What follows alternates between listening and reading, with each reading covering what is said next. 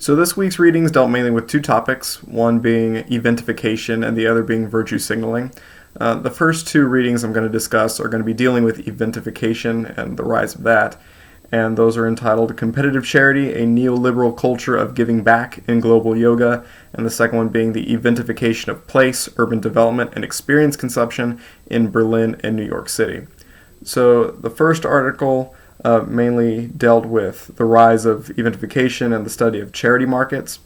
And this one used the organization Yoga Aid as a case study, along with its premier event, the Yoga Aid World Challenge.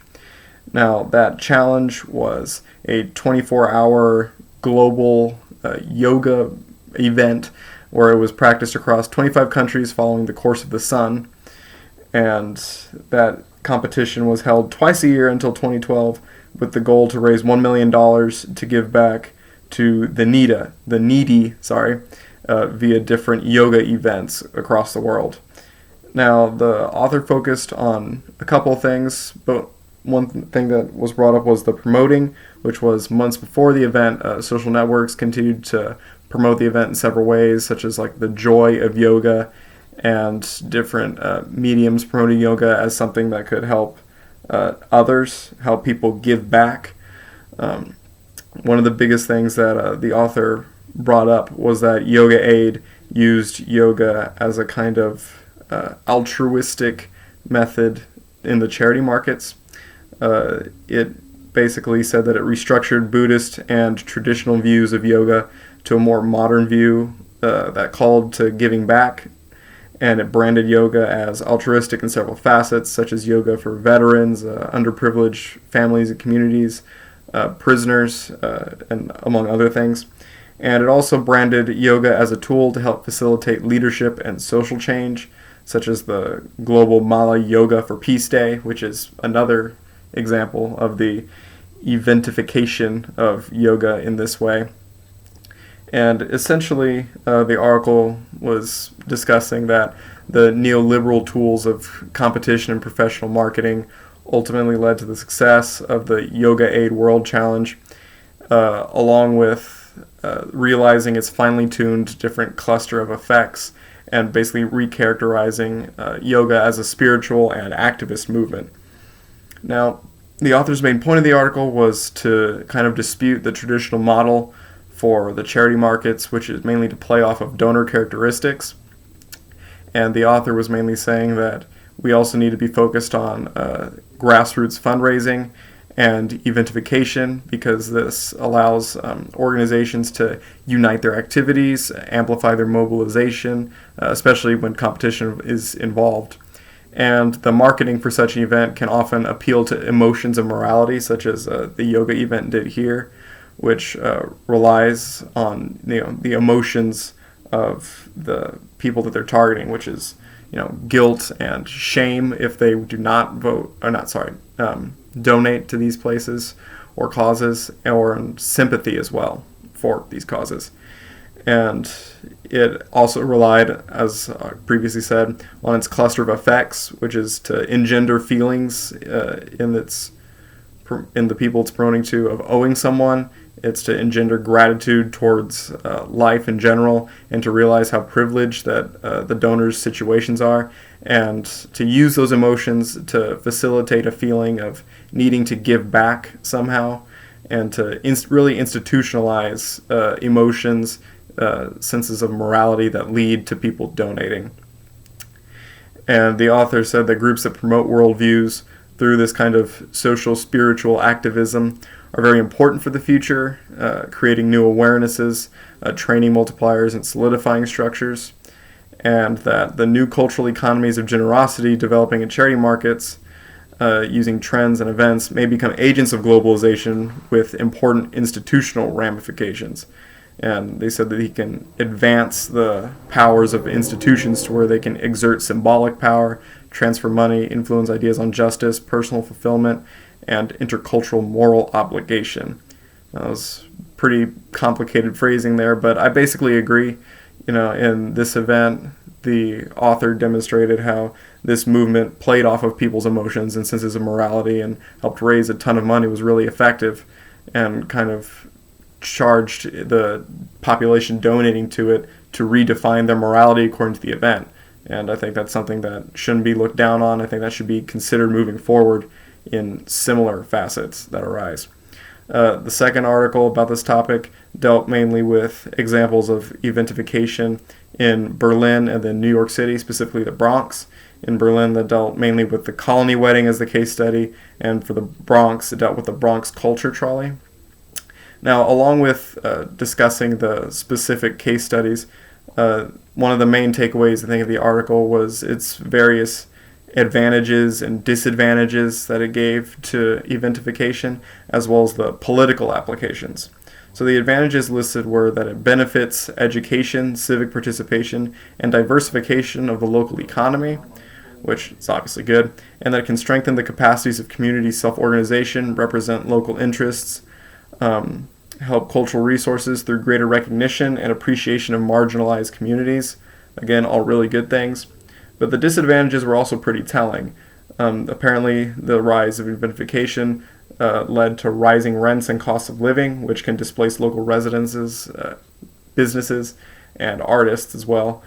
And that such a system needs institutional and regulatory context to help ease the inequalities that arise, and that can put locals' interests at the center of their efforts so that no one is marginalized in this way.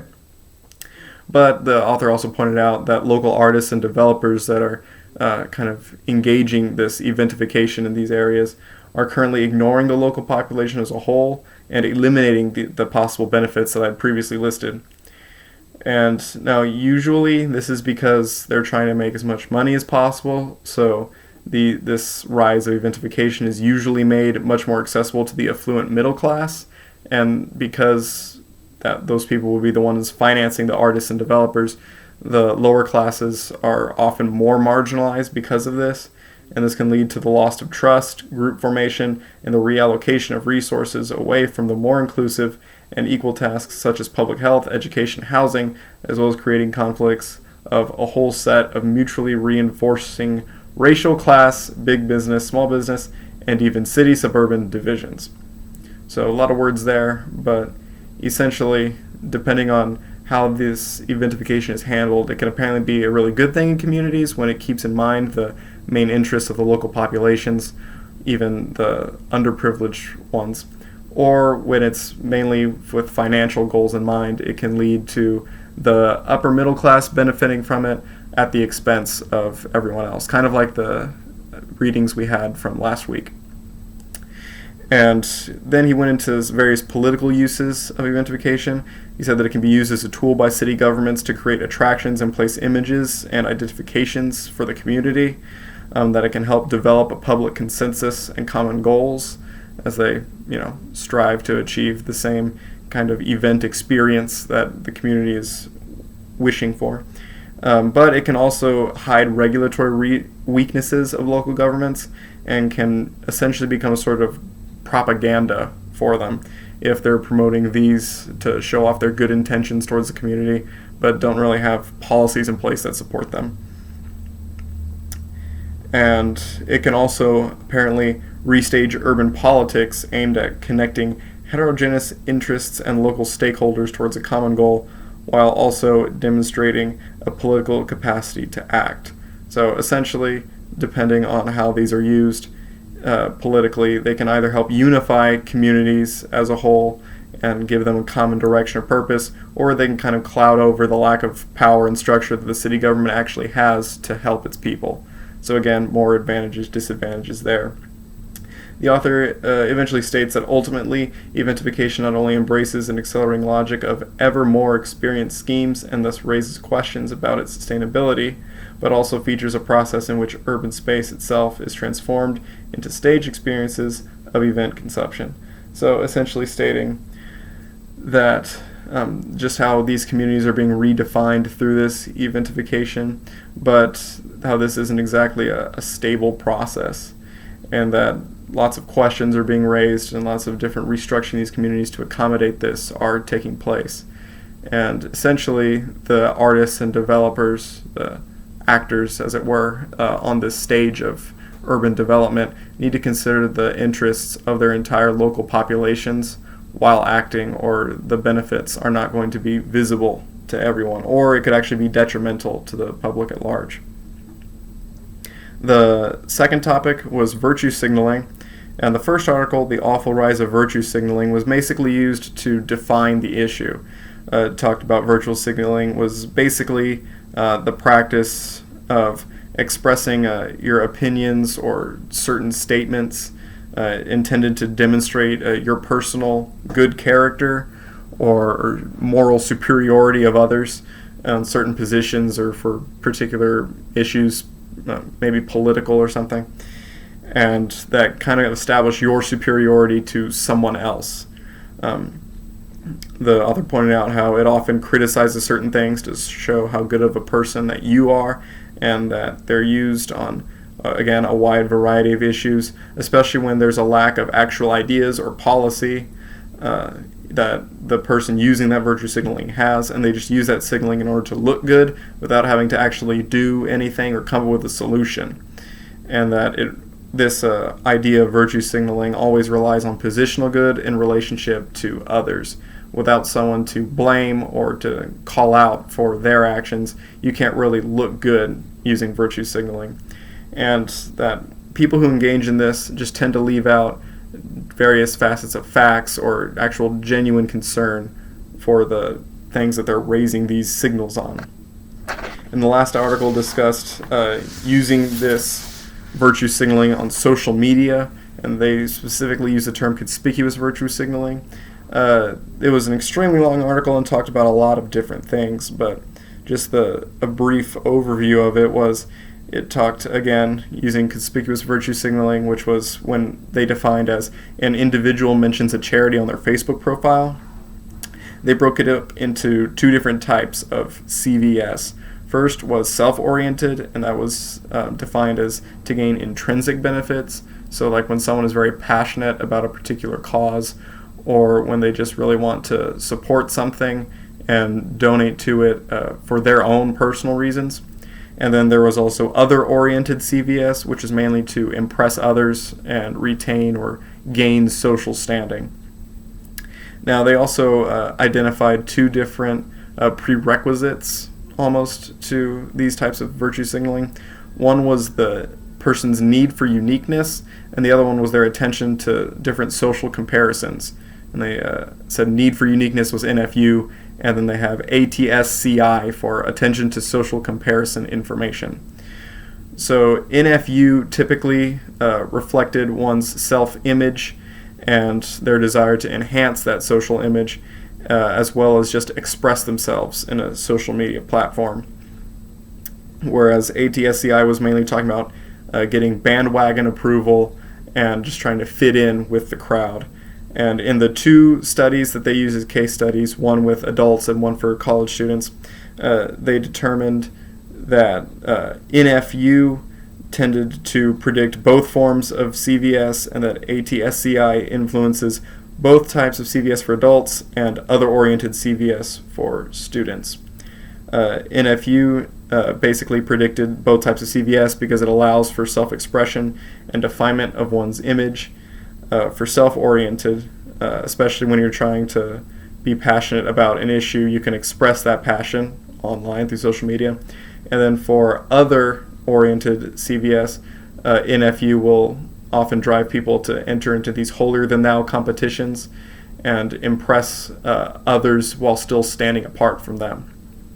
Whereas ATSCI tended to predict CVS between students with their desires to fit in with their friends, and adults which want to be acceptable to society at large.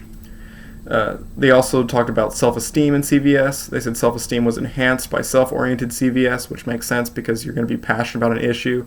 If you care about it, you share information about it, it's going to enhance your self-esteem. But they said it was typically lowered by other-oriented CVS, which also makes sense because that implies that you don't really care about the organization. You're just trying to make yourself look better, which isn't going to do wonders for anyone's self-esteem. And they also said that other-oriented CVS significantly reduces the intention to donate, which again makes sense because they don't really care about it, while the self-oriented CVS motivated people to donate because obviously they were passionate about it. They also talked about, counterfeit luxury goods, where in the student samples, other-oriented CVS was more likely to motivate them to buy counterfeit goods so that they could appear to fit in with their friends again.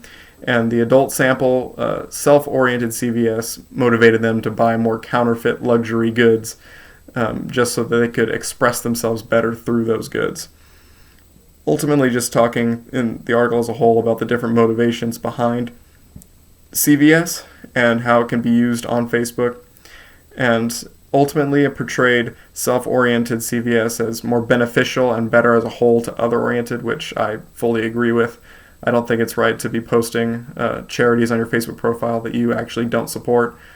Whereas if you're self-oriented CVS and you do post those because you are passionate about them, I think there's a real right benefit to doing that, especially because you're going to be benefiting others as well.